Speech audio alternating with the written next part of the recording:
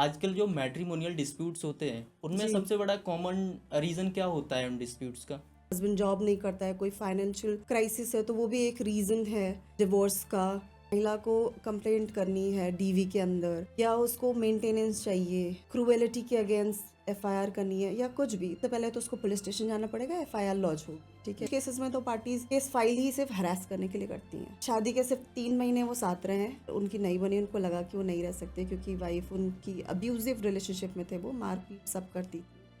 On your capacity to pay, आपकी salary क्या है, आपका क्या स्टेटस है, कितनी दूर से वाइफ आ रही है, ये सारी चीज देख के वाइफ को दिया जाता है वो अमाउंट कि उनको आने जाने में का खर्चा एक टाइप का, कि वो आ रही हैं तो आप Conveyance उनको आने के लिए, रहने के लिए आप उनको खर्च दो।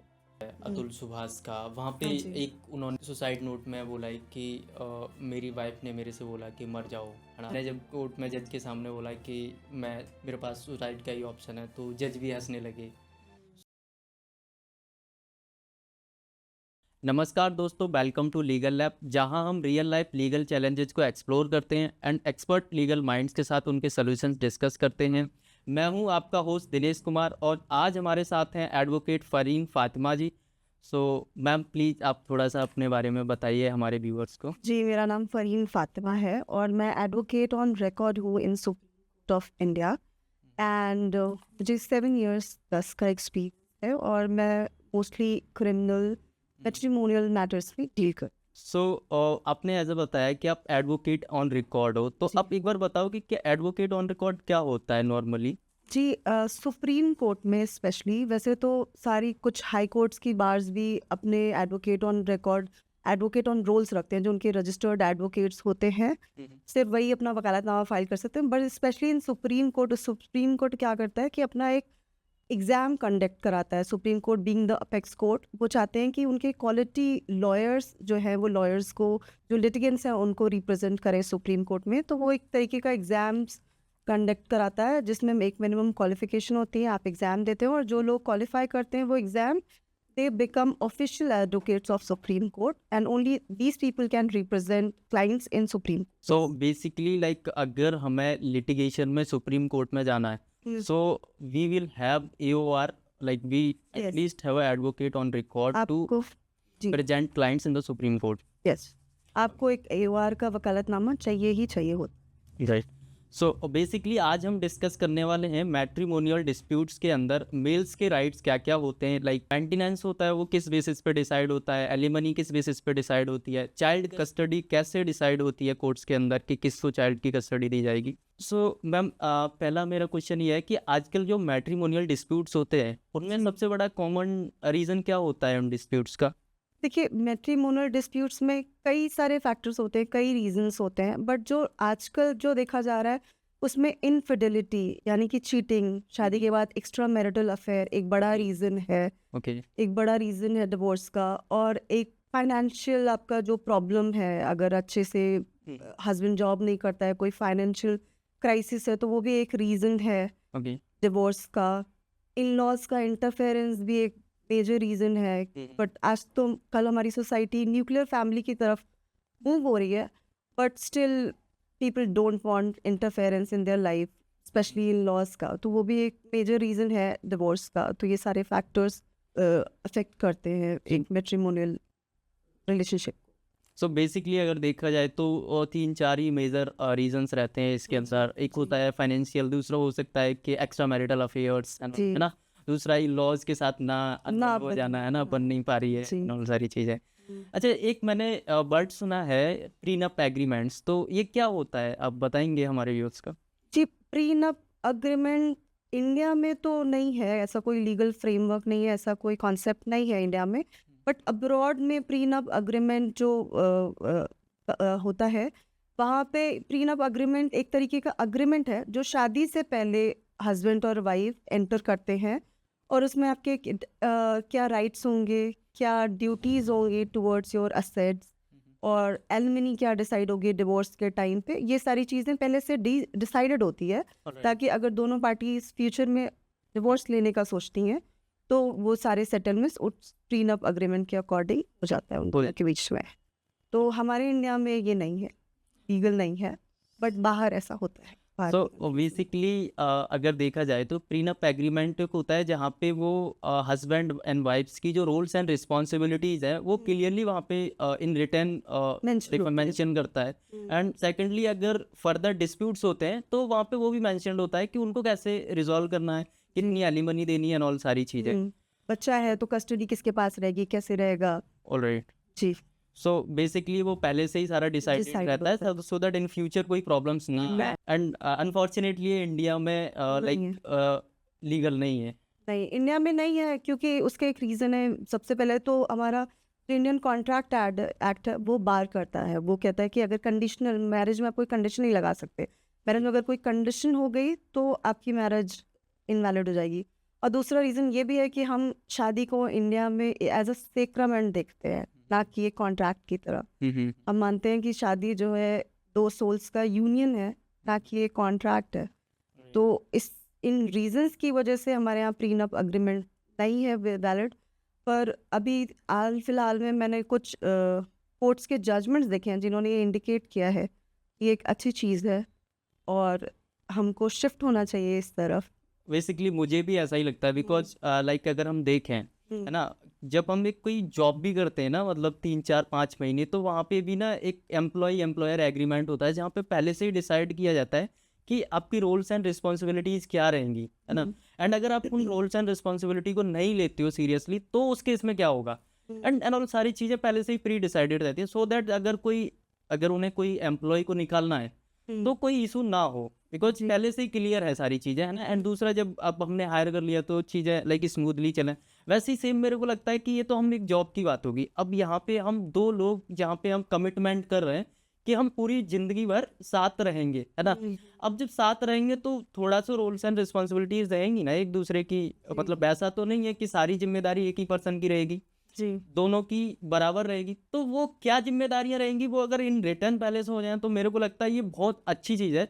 एंड पर्सनली मुझे ऐसा लगता है कि now India is moving and growing तो ये भी एक अडॉप्ट करना चाहिए, हमें एक्सेप्ट करना चाहिए कि ये चेंज हमें लाना लाना चाहिए लॉ के अंदर कि हम प्रीनप एग्रीमेंट को एक्सेप्ट करें जी, बिकॉज इट्स द मैंडेटरी। अगर हम फर्दर थोड़ा सा और मूव करें आगे तो एक देखा जाए ना लॉन्ग विजन में कि जो मैट्रिमोनियल डिस्प्यूट्स जो लिटिगेशन में अटके रहते हैं 5 साल 10 साल, है ना।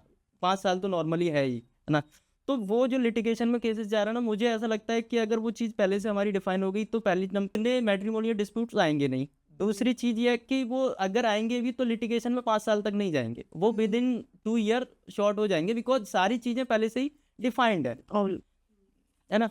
सो पर्सनली मुझे तो ऐसा ही लगता है कि ये जी। एक्सेप्ट करना चाहिए। मुझे भी ऐसा लगता है कि हमारे पार्लियामेंट को इस पे कोई लेजिस्लेशन बनाना चाहिए, बनाना कोई चाहिए। लॉ होना चाहिए ऐसा जिसमें आपकी राइट्स एंड लाइबिलिटीज, आपकी ड्यूटीज ड्यूटीज सारी प्री डिसाइडेड हो, ताकि रेजोल्यूशन ऑफ मैरिज के टाइम पे दोनों ही पार्टीज को वो जो अननेसेसरी का हैसल है, कोर्ट भागना, अपने आप को प्रूफ करना, अपने आप को एलिगेशन से बचाना, ये अननेसेसरी के जो केसेस फाइलिंग होते हैं उन सबसे बच सके हाँ और कोर्ट का भी वैल्यूबल टाइम सेव होगा उससे।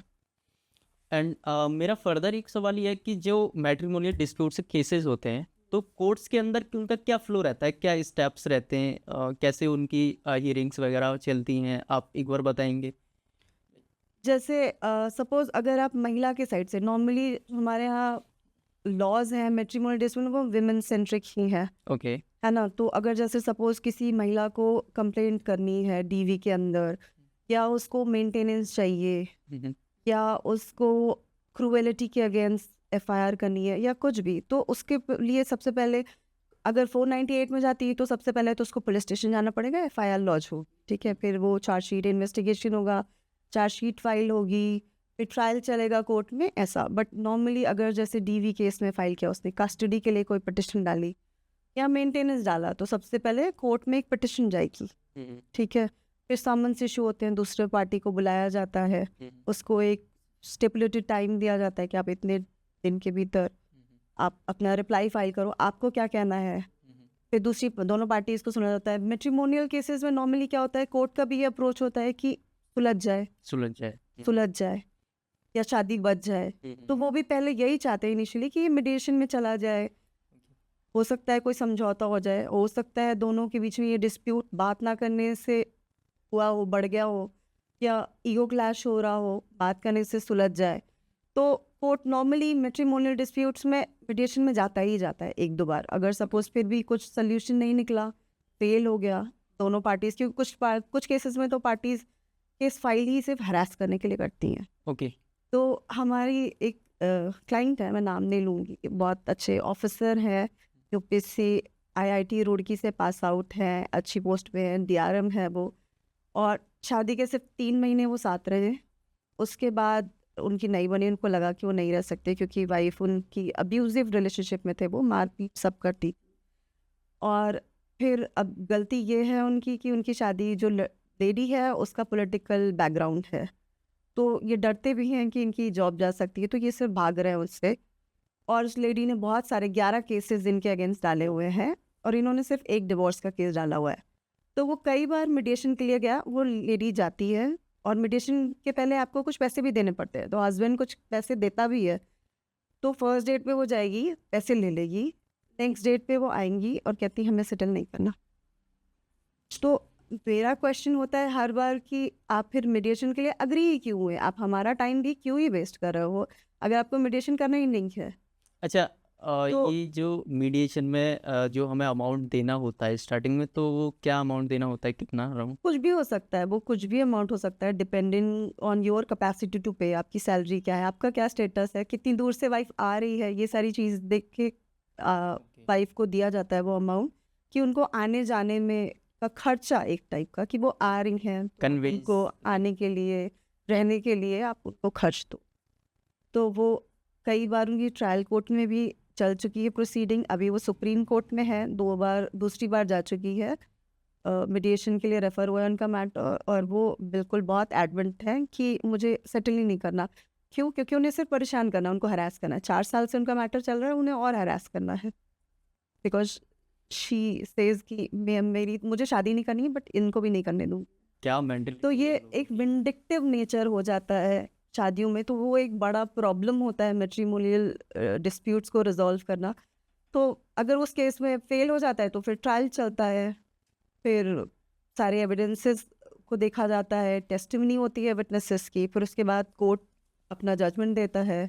फिर अगर किसी पार्टी को पसंद नहीं आता है, वो अपील में जाते हैं, फिर अपील जिसके भी फेवर में जाता है, फिर वो फाइनल हो जाता है। तो ऐसे होता सो बेसिकली अगर है। इन मैं शॉर्ट बहुत लंबा प्रोसीजर होता है, इन शॉर्ट अगर मैं पूछूं इसमें लाइक कितने साल तक ये चला जाता है पूरा 21? बहुत साल खिंच सकता है। अभी एक बहुत रिसेंटली एक सुप्रीम कोर्ट का जजमेंट आया था, जिसमें 20 साल के बाद डिवोर्स हुआ है। 20 साल मैटर चला, 20 साल के बाद डिवोर्स 20 हुआ है? साल के बाद डिवोर्स मिला हस्बैंड को।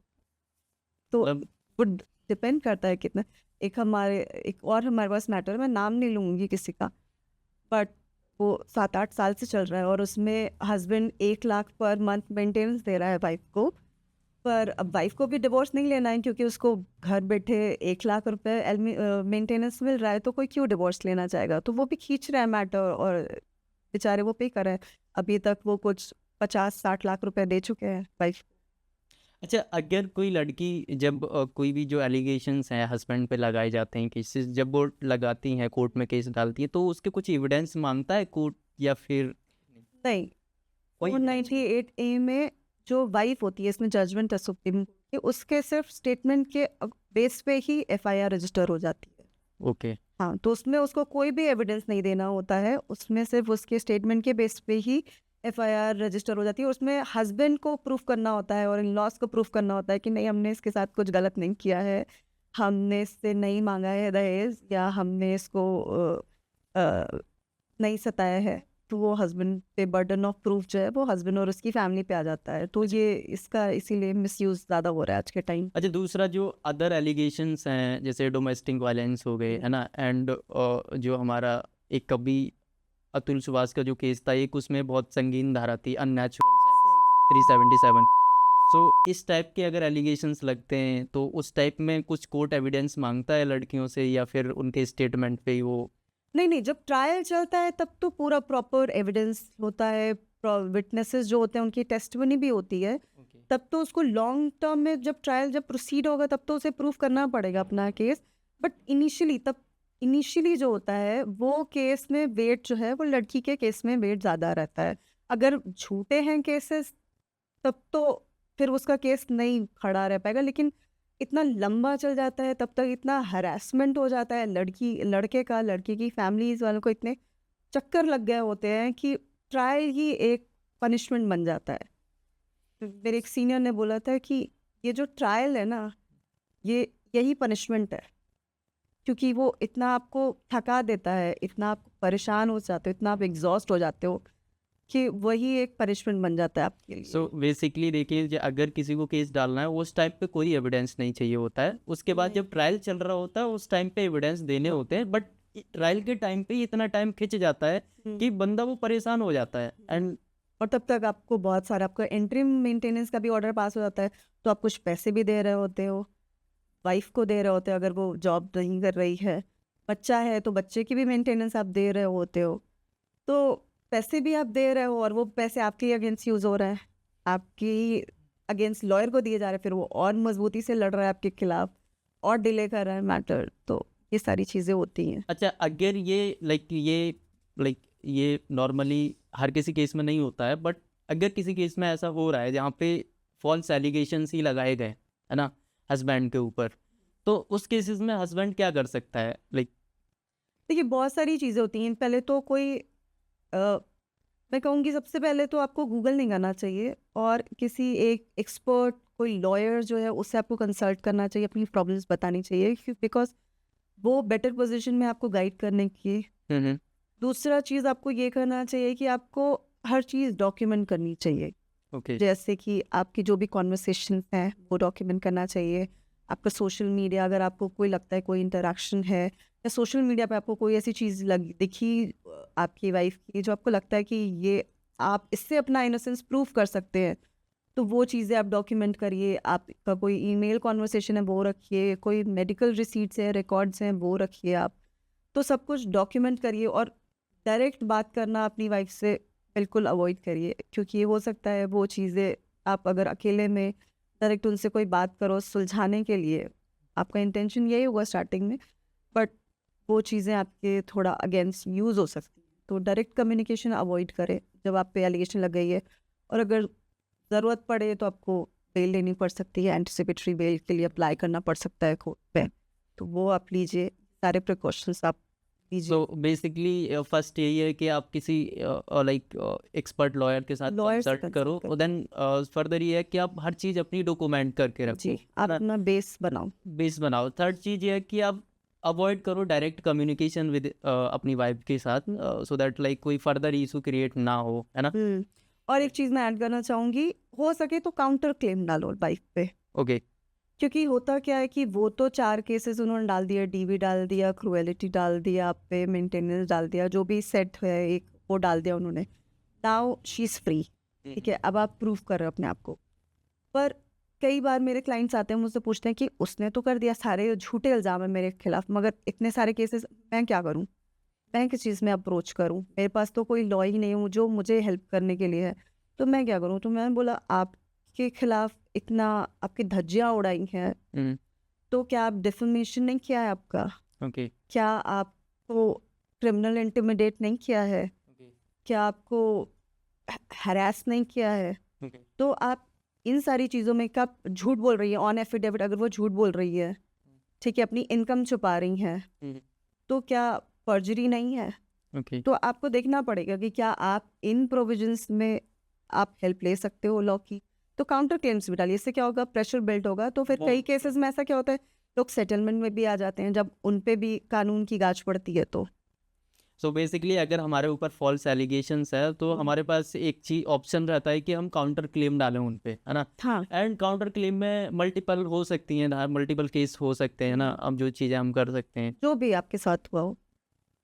एंड दूसरा मेरा ये है कि जो आपने बताया था कुछ देर पहले कि एक केस है जहाँ पे 1 लाख पर मंथ का उनको मेंटेनेंस पे करना पड़ रहा है, एंड वाइफ जो है मीडिएशन के लिए आती हैं, एंड उसके बाद दूसरी हियरिंग पे बोल देती है नहीं मेरे को सेटल नहीं करना है। तो ये जो 1 लाख जो मेंटेनेंस है, ये किस बेस पे डिसाइड होता है कोर्ट के अंदर कि आपको 1 लाख देना है, 80,000 देना है, 50,000 देना है? देखिए ये कई चीज़ों पर डिसाइड होता है। एक तो आपका स्टैंडर्ड ऑफ लिविंग ओके। कैसा है, तो इस पे सुप्रीम कोर्ट की कई सारी जजमेंट्स है जो कहती हैं कि जो वाइफ का स्टैंडर्ड ऑफ लिविंग है वो हस्बैंड के बराबर होना चाहिए। ओके। तो जैसा वो हस्बैंड के साथ रहते हुए उसका स्टैंडर्ड ऑफ लिविंग होता वैसा ही होना चाहिए, अगर बहुत कम नहीं ज़्यादा नहीं तो उतना ही। ओके। तो स्टैंडर्ड ऑफ लिविंग, फिर आपकी क्या इनकम है, वाइफ जॉब करती है या नहीं करती है, वाइफ की एजुकेशन क्या है, शादी को कितना टाइम हुआ है, आप लोग शादी में कितना टाइम रहे हो, बच्चा है नहीं है, एज क्या है, हेल्थ क्या है, कैसी है, काम करने लायक है नहीं है, तो ये सारे फैक्टर्स देखे जाते हैं, मेंटेनेंस डिसाइड करते हैं। बेसिकली मल्टीपल फैक्टर्स हैं वहाँ पे। पहला तो यही है कि स्टैंडर्ड ऑफ लिविंग जो है ना हस्बैंड के लेवल का रहेगा, उसके अकॉर्डिंग होता है ना। फर्दर लाइक हेल्थ इश्यूज तो नहीं है, अर्निंग है या नहीं है ना, फिर हस्बैंड की इनकम क्या है, बच्चा है या नहीं है ना। तो मतलब मल्टीपल चीज़ें एस्पेक्ट्स रहते हैं जिनके बेसिस पे ये डिसाइड होता है। अच्छा, एक हाइपोथेटिकल सिचुएशन लेते हैं फॉर एन एग्जांपल कि हस्बैंड जो है ना अभी अर्निंग कर रहा है ना, अर्निंग वाले केस में आपने बताया, बट अगर फॉर एन एग्जांपल अगर हस्बैंड अर्निंग नहीं कर रहा है, वाइफ अर्निंग कर रही है ना। हमारी शादी हुई, स्टार्टिंग से हस्बैंड बेरोजगार था, अनएम्प्लॉयड था, बट वाइफ जो है एम्प्लॉयड थी, वो घर चलाती थी, वो पैसा कमाती थी। बट सडनली साल 2 साल बाद या साल 6 महीने बाद कोई डिस्प्यूट हुआ हमारे अंदर एंड वाइफ ने कोर्ट में जाके केस डाल दिया। अब उस केसेस में क्या लाइक हस्बैंड का राइट बनता है वो भी मेंटेनेंस आस्क करे, बिकॉज वो तो उस पर डिपेंडेंट था 100% वाइफ के ऊपर। तो उस केसेस में ऐसा कुछ राइट कर सकता है क्या वो?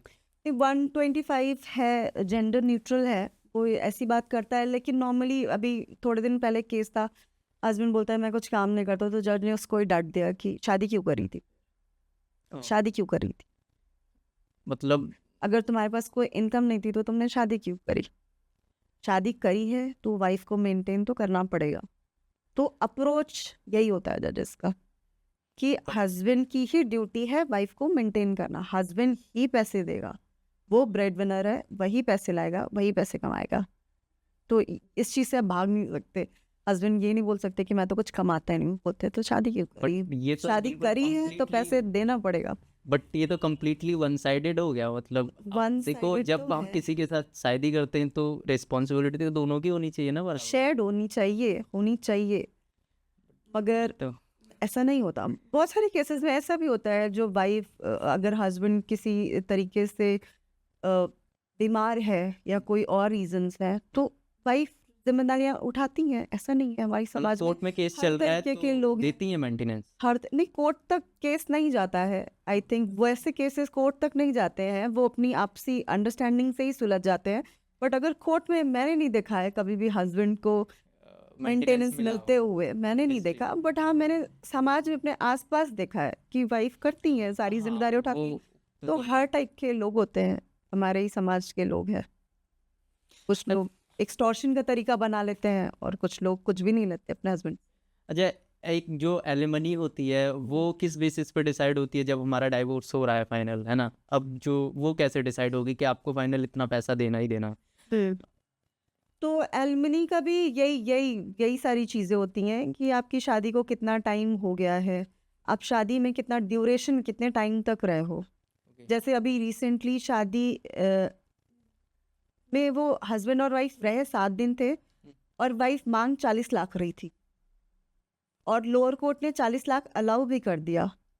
तो जजेस सरप्राइज थे कि आप रहे 7 दिन हो शादी के और मांग आप 40 लाख रहे हो, और लोअर कोर्ट्स ने अलाउ भी कर दिया है आपको 40 लाख रुपए। हस्बैंड कुछ भी कमा रहा हो irrespective of his income, but 40 lakh unreasonable है। कि तो एक एक्सटॉर्शन का तरीका है कि आपने शादी कर ली तो अब आप कैसे भी कुछ भी कोई भी अनरीजनेबल डिमांड रखोगे। तो उसमें जज ने बहुत फटकार लगाई वाइफ को कि आप किस बेस पे मांग रहे हो। तो कुछ जजेस ऐसे भी हैं, जैसे अभी रिसेंटली भी एक जजमेंट आया था जहाँ पे वाइफ 6 लाख रुपए डिमांड कर रही थी मंथली मेंटेनेंस। तो जज ने उनको बहुत डांटा कि अगर आप 6 लाख रुपए, आपका लाइफस्टाइल ऐसा है कि आपको 6 लाख मंथली की ज़रूरत है, तो आप कमाओ। Why don't you earn 6 lakh month per month, आपको हस्बैंड से क्यों चाहिए? तो ऐसे भी जन, बट कितने हैं ऐसे जजेस? लोग जो एक है प्रिस्क्राइब्ड चीज़ें फॉर्मेट, उसी पे चलना चाहते हैं, वैसी ही जजमेंट देना चाहते हैं, कंट्रोवर्सी में कोई नहीं पड़ना चाहता, तो वो चीज़ें हैं। तो बेसिकली जजेज भी जो है सेफ साइड जाना चाहते हैं, हाँ, वो कंट्रोवर्सी में नहीं पड़ना, बट इसके अलावा भी कुछ ऐसे जजेज हैं जो सही को सही सही को एंड सही। गलत को गलत बोलते हैं कोर्ट हाँ, के अंदर भी। हाँ। अच्छा, जो अब जैसे मान लीजिए जो हमारा अगर फॉर एन एग्जांपल हमारा कोई बच्चा है एंड डिस्प्यूट चल रहा है, तो बच्चे की जो कस्टडी होती है वो कैसे डिसाइड होती है कि बच्चा पापा के पास रहेगा या मम्मी के पास रहेगा? देखिए, बच्चे के केस में क्या होता है, कस्टडी के केस में, जैसे अगर माइनर है बच्चा, तो 99% केसेस में ऐसा होता है कि माइनर की कस्टडी माँ को ही मिलती है, क्योंकि बच्चा माइनर है, उसका देखभाल माँ से बेटर कोई नहीं कर सकता। पर अगर कुछ केसेस में, जैसे अगर आप प्रूव कर लो कि माँ इनकॉम्पिटेंट है, माँ नहीं देखभाल कर सकती है अच्छे से, माँ किसी तरीके का ड्रग अब्यूज़ करती है, या कुछ भी आप ऐसा शो कर दो, तो फिर उस केस में बच्चे के इंटरेस्ट में डिसीजन जाता है, फिर उस केस में फादर को मिल जाता है। फिर एक तो ये फैक्टर हो गया, अगर माइनर है तो, अगर बच्चा मेजर है तो फिर बच्चे का इंटरेस्ट देखा जाता है कि उसका इंटरेस्ट कहाँ पे है, उसका डेवलपमेंट कहाँ है, उसकी एजुकेशन कहाँ पे बेटर हो सकती है, माँ के पास या फादर के पास। फिर दो तीसरा फैक्टर ये होता है कि हम ये भी देखते हैं कि बच्चा किससे ज़्यादा इमोशनली अटैच है, माँ से या फादर से। कई बार जजेस चेंबर में बुला के बच्चे से पूछ लेते हैं कि आपको किसके पास रहना है, माँ के पास या फादर के पास।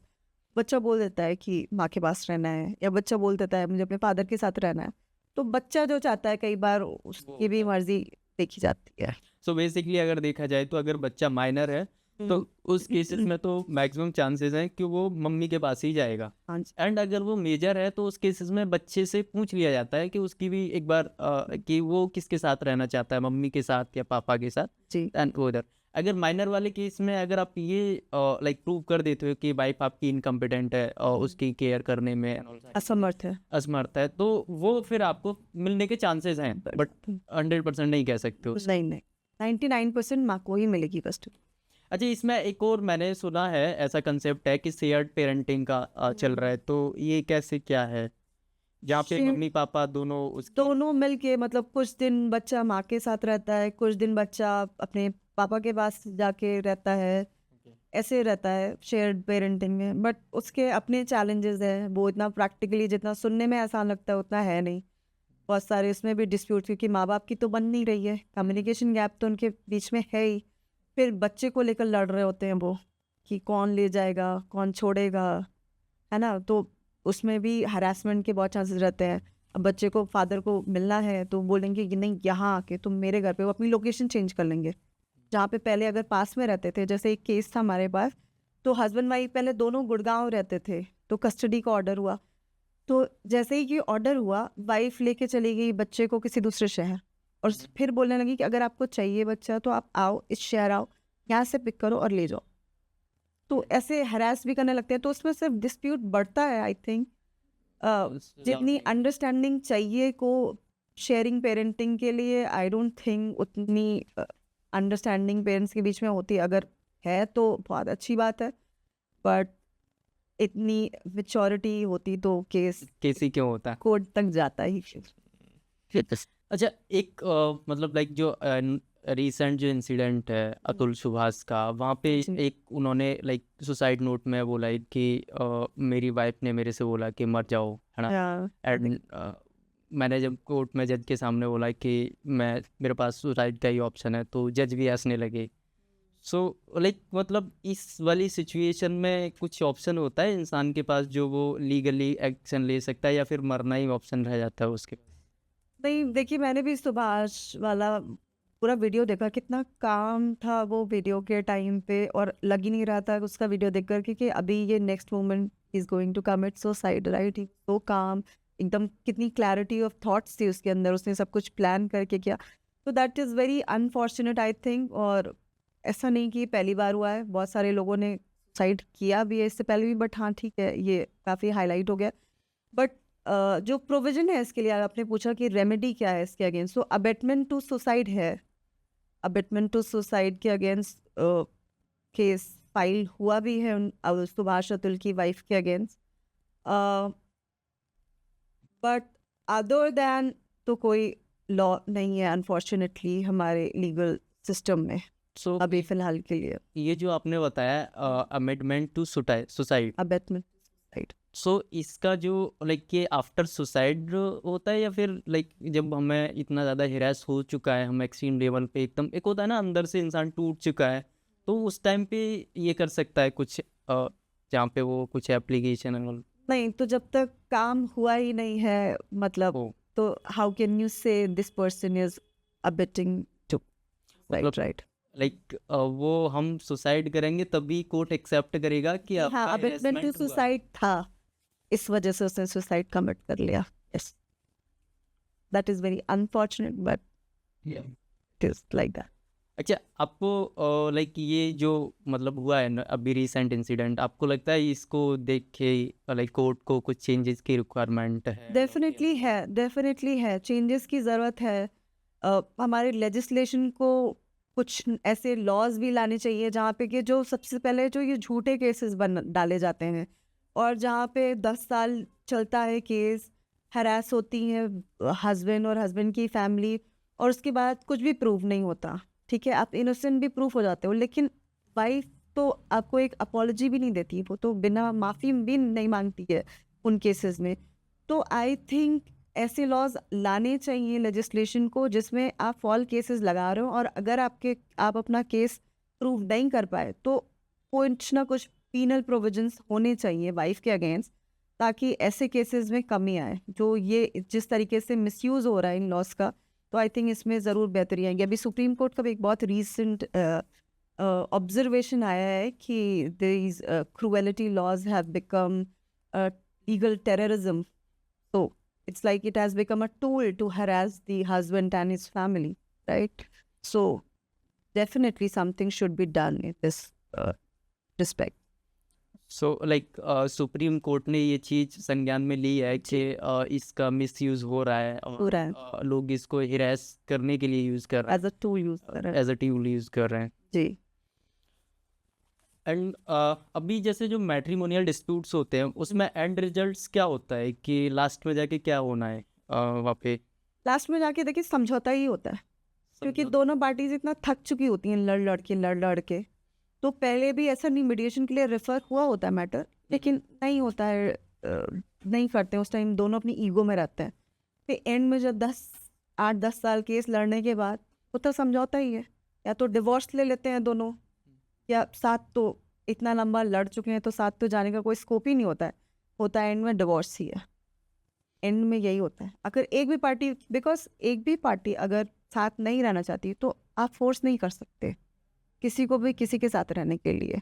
अगर कोई दूसरा रीज़न है, जैसे कि हो सकता है कभी कभी एक मैं उस टाइम पे इंटर्न थी, जब मैं इंटर्नशिप करी थी उस टाइम पे, तो हस्बैंड और वाइफ के बीच में डिस्प्यूट किस बात पे था, वाइफ डिवोर्स लेना चाहती थी हस्बैंड से क्योंकि वो गीला तौलिया बेड पे रख देता था। तो ऐसी चीज़ों को लेकर भी डिवोर्स के केसेस आ जाते हैं।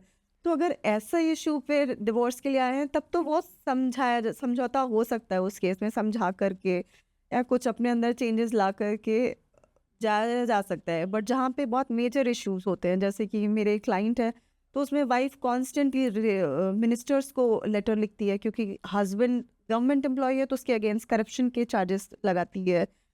हाँ, उसके डिपार्टमेंट को कॉन्स्टेंटली लेटर्स लिखती है कि मेरे हस्बैंड पैसे 9 लाख लेकर के आए थे और मुझे दिया, और ये इनके पास करप्शन का पैसा है, ये करप्ट ऑफिसर है। तो जहाँ पे वाइफ एक्टिवली आपको फंसाने के लिए काम कर रही है, आपकी जॉब लेना चाहती है, तो वहाँ पे तो आप नहीं रहना चाहोगे। ये तो प्रॉपर तो ब्लैकमेलिंग हो गया ये मतलब। एक्सटॉर्शन है, ये ब्लैकमेलिंग है। आप हरास कर रहे हो किसी को ताकि वो आपके सामने घुटने टेक दे और आपकी जो भी अनरीजनेबल डिमांड्स हैं वो पूरी वो कर दे। पूरी कर दे। तो ऐसे केस में तो रहना पॉसिबल ही नहीं है। कोई क्यों ऐसी वाइफ के साथ रहना चाहेगा जो एक्टिवली पार्टिसिपेट कर रही है उसकी जॉब छीनने के लिए, या उस पर डिटेक्टिव लगा रखे हैं। तो बहुत सारी चीज़ें देखने को मिलती हैं। अच्छा, अभी जैसे आज की दुनिया में बहुत ज़्यादा आर्टिफिशियल इंटेलिजेंस, मशीन लर्निंग, बहुत सारी नई नई चीज़ें आ रही हैं। इवन उसमें हिंदुस्तान का भी बहुत अच्छा रोल है, मतलब ग्रो कर रहा है हिंदुस्तान उनमें भी। सो आपको लगता है कि हमारी जो कोर्ट्स वगैरह हैं जहाँ पे जो एटलीस्ट सब में नहीं तो जो ऐसी धाराएं हैं जहाँ पे वो मतलब एक इंसान की पूरी ज़िंदगी बर्बाद हो सकती है। उस केसेस में हमें जब क्रॉस एग्जामिनेशन होता है एंड सारी उस टाइम पे कुछ advance AI tools and all जो जहाँ पे हम लाइट डिटेक्टर टूल हम यूज करें, कुछ ऐसा होना चाहिए या क्या लगता है आपको? आई थिंक होना चाहिए, मुझे लगता है होना चाहिए। हमारे जो अभी ये फॉर्मर चीफ जस्टिस साहब थे, वो तो बहुत बड़े एडवोकेट थे एआई के। उन्होंने काफ़ी चीज़ें कोर्ट रूम्स में इंट्रोड्यूस करी एआई। वीसी पे भी बहुत वो एम्फसाइज करते थे कि वर्चुअल चीज़ें करो, और एआई टेक्नोलॉजी भी बहुत एम्फसाइज किया उन्होंने कि कोर्ट में ऐसी टेक्नोलॉजीज यूज़ होनी चाहिए। बट आई थिंक अभी दिल्ली बहुत दूर है, अभी दूर है वो। बहुत दूर है। हमारे यहाँ ऐसी टेक्नोलॉजी कोर्ट में फुल्ली फंक्शनिंग होने के लिए भी बहुत टाइम लगेगा, ऐसा भी सोच है। इस ऐसी चीज़ों पर डिस्कशंस हो रहे हैं, पर ऐसी चीज़ें लाना, उस पे इम्प्लीमेंट करना आई थिंक उतना फीजिबल नहीं है, और इसमें भी टाइम लगेगा। बट हाँ, होना चाहिए, मेरी समझ में होना चाहिए, क्योंकि ये आप किसी की ये और सारी ये जो डिस्प्यूट्स होते हैं ये फैक्चुअल होते हैं, क्योंकि एक प्रॉपर्टी का मामला है तो उसमें पेपर्स हैं आपके पास डॉक्यूमेंट्स हैं, ठीक है, वो ऑलरेडी हैं। बट इसमें जो एलिगेशंस है वो सारी फैक्चुअल हैं, बस आपने कुछ भी बोल दिया कि आपके साथ ये किया, आपके साथ इस डेट वर्बल को जो बोल मारपीट। दिया वो मान है ना? लिया। तो ऐसी सिचुएशन में लड़के के लिए भी अपना डिफेंस क्रिएट करना बहुत डिफिकल्ट होता है। तो ऐसी सिचुएशन में आई थिंक ये एक अच्छा हेल्पफुल टूल है। एंड फर्दर दूसरा आपने बताया था कि अगर इन केस जो एलिगेशंस लगाए वो प्रूव नहीं कर पाती है वाइफ, तो उसके अगेंस्ट कुछ पनिशमेंट होना चाहिए। हाँ जी, सो मेरे को लगता है वो भी एक अच्छा ऑप्शन है अगर इसको अडॉप्ट किया जाए कि इन केस किसी ने किसी के खिलाफ मतलब एलिगेशंस लगाए, फॉल्स Truth है। एलिगेशंस लगाए, एंड एट द लास्ट जाके वो क्लियरली मतलब पता चला कि ये फॉल्स ही हैं, है ना, तो उस टाइम पे कुछ ना कुछ उसको पनिशमेंट मिले ताकि फर्दर ऐसी एक्शंस कोई और ना ले, ना कर पाए। हाँ जी, किसी की हिम्मत ही ना हो वो करने की, क्योंकि एक डर रहेगा मैं हार गया तो फिर ये होगा मेरे साथ। तो हाँ, तो मैं भी अकाउंटेबल होंगी अपने एक्शन के लिए। ऐसा नहीं होगा कि मैंने फॉल्स एलिगेशंस भी लगाए, मैंने और हरास बाद भी में किया, मैंने 1-1 लाख रुपए पर मंथ मेंटेनेंस भी ली, और लास्ट में डिवोर्स मैंने एक बहुत बड़ा अमाउंट लेकर के ले लिया। तो मैं तो विन विन सिचुएशन में रही, तो मैं तो करूँगी ही। तो उस चीज़ का कुछ कॉन्सिक्वेंस भी होना चाहिए, रिपरकशन भी होने चाहिए, ताकि लोग ऐसे जो लॉज हैं जो अच्छे इंटेंशन से लाए गए हैं, जो एक्चुअली विक्टिम्स हैं डोमेस्टिक वायलेंस की, उन महिलाओं को मदद करने के लिए लाए गए, उसका मिसयूज ना हो, और जो एक्चुअल विक्टिम्स हैं उनके लिए ये लॉज सीमित रहें उन तक। क्योंकि मैंने देखा है एक लेडी थी, उनकी 20 साल की शादी थी, और वो 20 साल एक अब्यूजिव रिलेशनशिप में रही। और जब वो मेरे पास केस आया था, उन्होंने मुझे डायरेक्टली अप्रोच नहीं किया था, उनके भाई ने मुझे अप्रोच किया था, और सिचुएशन यहाँ तक बढ़ गई थी कि उनके हस्बैंड ने उनको ईंट से उनका सर फाड़ दिया था, तो सर फट गया है उनका। उसके बाद उनका भाई आया, तो मैंने फिर उनको अप्रोच किया, मैंने उनसे बात करी, और थोड़े दिनों के बाद उन्होंने अपने घर वालों के और रिश्तेदारों को समझाने बुलाने बुझाने पे वापस चली गई। उन्होंने बोला नहीं, मुझे अपने हस्बैंड के अगेंस्ट कुछ नहीं करना है, कि मेरा फैमिली मैटर। तो क्वेश्चन यही आ जाता है कि जिन विक्टिम्स के लिए ये लॉ बने हैं, क्या वो एक्चुअली अप्रोच कर रही हैं कोर्ट को, क्या वो सामने आ रही है, क्या उनको इस लॉ का बेनिफिट मिल रहा है? क्योंकि majority of women are still keeping quiet अपनी शादी बचाने के लिए। मेरे को ये लगता है कि कहीं ना कहीं हमारे लाइक इंडियन सोसाइटी में ये है कि हम एक तो अपने हस्बैंड की रेस्पेक्ट को बाहर नहीं उछलना चाहते, मतलब है। सो जो एक होता है ना मिच्योर्ड संस्कारी जो लड़कियां हैं जो समझती हैं इन चीज़ों को, वो मेरे को लगता है कभी कोर्ट तक जाएगी ही नहीं। अगर इन केस ऐसा सिचुएशन होती भी है तो मम्मी पापा रिलेटिव से कह के सुलझा ली जाती हैं, यहाँ तक है मेरा। है इन केस भी मतलब अगर डाइवोर्स होते भी है ना, तो मैंने तो यहाँ तक देखा है बिना कोर्ट के भी डाइवोर्स हो जाते हैं गाँव में, म्यूचुअल अंडरस्टैंडिंग से हो जाते हैं। सो आप समझ रहे हो ना, मतलब एक होता है ना किसी को हिरास करना इंटेंशनली, वो नहीं होता है वहाँ पे। उनको पता है कि मेरी नहीं बन पा रही, तो वो ना म्यूचुअली डिसाइड कर लेते हैं कि ठीक है। बट जो मेरे को लगता है जब कोर्ट तक जाते हैं केसेस, वहाँ पे मैक्सिमम, मैं सब नहीं बता रहा, बट मैक्सिमम पार्ट ऐसा होता है कि उनका इंटेंशन ही है कि मैं इसको हिरास करूँ, मनी एक्सटॉर्ट करूँ यहाँ से, एंड फिर बाद में जाके एक होता है ना मतलब, ठीक है, वो एक इंटेंशनली मेरे को लगता है कि है। देखिए, समाज में हर तरीके के लोग होते हैं। आई थिंक लॉ तो ठीक है, अच्छे इंटेंशन से बना है, लेकिन वो हमारी जिम्मेदारी है कि हम कोई किसी लॉ को यूज़ कर रहे हैं या मिसयूज़ कर रहे हैं, वो हमारी जो मॉरल ऑब्लिगेशंस है हम कैसे इंसान हैं वो हम पे भी डिपेंड करता है। तो मैंने आपको कई एग्जांपल्स दिए, एक में ऐसे जो रियल एक डोमेस्टिक वायलेंस की विक्टिम है जो कोर्ट तक नहीं जा रही हैं, ठीक है, जिनके लिए ये लॉ बना है, और ऐसी भी लोग हैं जो बिना किसी रीज़न के सिर्फ हरास करने के लिए वो 10-10 साल लिटिगेशन चला रहे हैं। तो ये हम और आप हैं, हमें समझना है कि हमें कैसे जो अच्छे चीज़ इंटेंशन से लॉ बना है उसको कैसे मिसयूज़ नहीं करना है, कैसे ऐसे सेंसिटिव मैटर्स को समझदारी से सुलझाना है। और मुझे लगता है लॉयर्स को भी, being a lawyer, I think we should also be sensible and sensitive towards these matters. और हमें समझना चाहिए, हमें, क्योंकि हमें पता चल जाता है कि कितनी सच्चाई है, राइट। तो हमें भी थोड़ा सेंसिबली इन चीज़ों को देखना चाहिए, क्योंकि ये परिवार का मामला होता है और सोसाइटी हमारी परिवार से ही बनती है। तो ये एक छोटी छोटी चीज़ें, एक बटरफ्लाई इफेक्ट जो होता है ना, वो, तो अगर इन चीज़ों को हम भी थोड़ा सा रिस्पॉन्सिबली इन पे एक्ट करें तो ऐसे लॉस का मिसयूज होगा ही नहीं, राइट। काफ़ी हद तक वो क्या रुक कहने जाएगा, रुक अपने जाए। आप रुक जाएगा। अच्छा, ये तो हो गया शादी के बाद का पार्ट। अच्छा, एक और पार्ट में हम थोड़ा सा मेल राइट्स की बात करेंगे हाँ जी। कि फॉर एन एग्जांपल दो लड़के हैं, एक लड़की है एक लड़का है, एंड दोनों रिलेशनशिप में हैं, हाँ जी। कमिटेड हैं एक दूसरे के लिए, हाँ जी। एंड आफ्टर मान लो एक जब टाइम हो जाता है, साल 2 साल हो जाते हैं या 4-5 साल हो जाते हैं, तो सबको शादी करनी होती है। तो जब शादी का टाइम आता है तो उस टाइम पे लड़का बोलता है, किसी सिचुएशन की वजह से, कुछ भी रीज़न हो सकता है, वो बोलता है कि घर वाले नहीं मान रहे, एंड उस टाइम पे वो लड़का शादी कर लेता है, अरेंज मैरिज कर लेता है किसी तो, और से। हाँ किसी और से। तो यहाँ पे लड़की के पास कुछ राइट्स हैं जो लीगल एक्शन ले लेती है। हाँ, अभी जो नया लॉ आया है उसमें तो यही है कि अगर आपने, लड़की ने अगर ये एलिगेशन लगा लिया कि इसने मुझसे झूठे शादी का वादा करके मेरे साथ रिलेशनशिप स्टैब्लिश किया, तो फिर आप जेल जाओगे। तो और इसका मिसयूज भी होने लग गया है, बहुत सारे केसेस ऐसे आ रहे हैं जहाँ पे मैंने कहीं सुना या न्यूज़ देखी मैंने कि एक कोई गैंग ऑपरेट कर रहा है जहाँ पे वो क्लब्स वगैरह में मिलते हैं लड़कों को, और 2-4 बार मिलते हैं, और फिर अगर जैसे कुछ भी नहीं हुआ है, लाइक सिर्फ ऐसे ही बातचीत हो रही है, तो वो फिर उस पे एफआईआर कर देते हैं कि this person established relationship with me, और इसने मुझे झूठा शादी का वादा किया और अभी अब ये मुझे मुकदमा है। धोखा दे रहा है। तो फिर वो एक एक्सटॉर्शन का भी मीडियम बन गया है। अच्छा, ये इसी का थोड़ा सा उल्टा करते हैं। अगर यहाँ पे लड़का लड़की दोनों थे, कमिटेड थे, और लड़की आके बोलती है कि मैं शादी नहीं कर रही, घर वाले नहीं मान रहे, और वो किसी और से शादी कर लेती है, तो लड़का कुछ कर सकता है? नहीं, लड़के के पास कुछ कोई ऑप्शन नहीं है अपनी किस्मत पे रोने के सिवाय। कोर्ट में उसके लिए कुछ भी नहीं है। तो बेसिकली अगर बोला जाए कि मतलब कि जो हम मेल्स हैं उनके इमोशंस का, है ना, कोई वैल्यू नहीं है। कोई वैल्यू उ- वैल्यू है, बट कोर्ट में ऐसा कुछ आपको रिलीफ नहीं मिला हुआ है कि आप उसके अगेंस्ट जा पाए।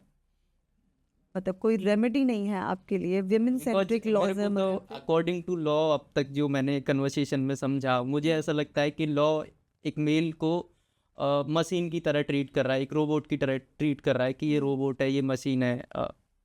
ऐसे नहीं हो सकता। इन मेल के अंदर भी इमोशंस होते हैं, फीलिंग्स होती हैं, उन्हें भी बुरा लगता है ना, उनको भी हिरास किया जाता है। तो ऑफ कोर्स आई थिंक अभी टाइम आ गया है जब हमें थोड़े से जेंडर न्यूट्रल लॉज लाने की ज़रूरत है, होने चाहिए। डोमेस्टिक वायलेंस में भी कुछ जेंडर न्यूट्रल प्रोविजंस डालने चाहिए, क्योंकि हरासमेंट सिर्फ एक ज़रूरी नहीं है कि हस्बैंड ही वाइफ का करता हो, वाइफ भी हस्बैंड का कर सकती है, कई तरीके से करती भी है वाइफ। जैसे हमारे क्लाइंट थे तो उनकी वाइफ, उसको all of sudden mood swings होने लगते थे और वो काफ़ी वायलेंट हो जाती थी। मतलब वो इस एक्सटेंड तक वायलेंट होती थी कि वो फ़ोन फेंक करके मुंह पे मार देती थी, जिससे ब्लीडिंग वगैरह उनको हो गई, काफ़ी चाकू उठा लेती थी।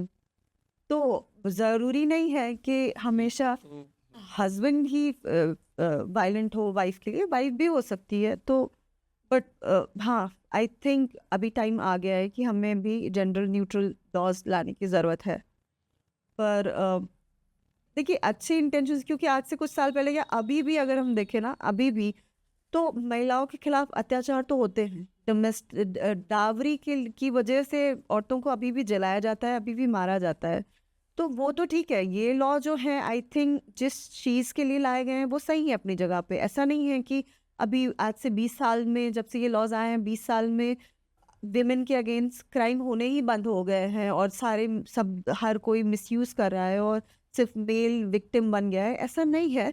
अभी भी विमेन के अगेंस्ट वायलेंस हो रहा है, अभी भी डावरी के लिए औरतों को जलाया जा रहा है।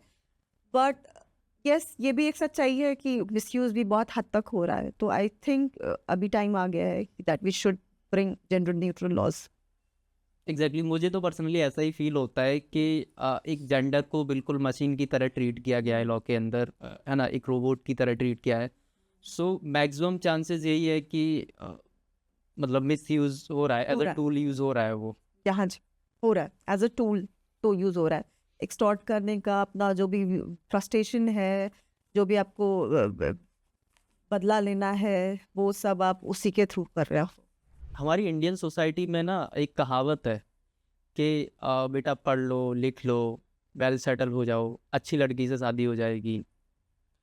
बट मैं कहता हूँ कि भाई पढ़ो और खूब सारा पैसा कमाओ और अकेले रहना सीखो। सच बता रहा हूँ, जिंदगी बहुत सुकून की कटेगी। आज का एपिसोड यहीं पे ख़त्म होता है। आज हमने एडवोकेट फरीन फातिमा जी के साथ मिलके मैट्रिमोनियल डिस्प्यूट्स में के अंदर मेल राइट्स के काफ़ी सारे पॉइंट्स को डिस्कस किया।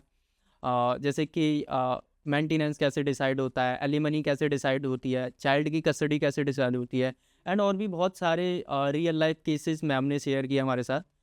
सो आई होप आपको ये एपिसोड पसंद आया होगा, and special thanks to advocate Fareen Fatima ji for joining us today and sharing such a valuable knowledge and insights. अगर दोस्तों आपको ये एपिसोड पसंद आया तो प्लीज़ इसे लाइक शेयर एंड सब्सक्राइब करें। एंड अगर आपका कोई सजेशन या कोई टॉपिक जो आप चाहते हैं हम अगले एपिसोड में कवर करें तो प्लीज़ आप उसे नीचे ज़रूर कमेंट करें। थैंक यू दोस्तों, मिलते हैं अगले एपिसोड में एक नए टॉपिक के साथ। तब तक के लिए goodbye and take care.